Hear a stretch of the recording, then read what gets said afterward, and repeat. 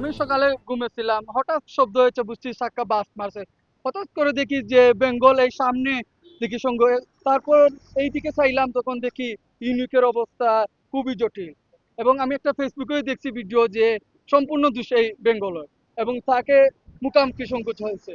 এবং আমি যখন আসলাম গাড়ির ভিতরে ঢুকলাম, তখন মানুষের অবস্থা দেখে আমি নিজেই ঠিক থাকতে পারি না। কারণ কাকে দেবো আমি, কাকে কোন ভাষা বলবো, এই আমার ভাষা নেই। এবং যখন প্রতিটা সিটে এই ডাইন সাইডে আমি দেখি লাশ পা, সবাই মারা, 8 জন মানুষ মারা গেছে। এবং যাদেরকে বের করছি তাদের গ্যারান্টি বলতে পারবো না, যে তাদের অবস্থা খুবই জটিল এবং মাথা মুখে খুবই অবস্থা খারাপ। এবং যারা মোটামুটি যারা আছে, শুধু মোটামুটি এই গাড়ির মানুষ।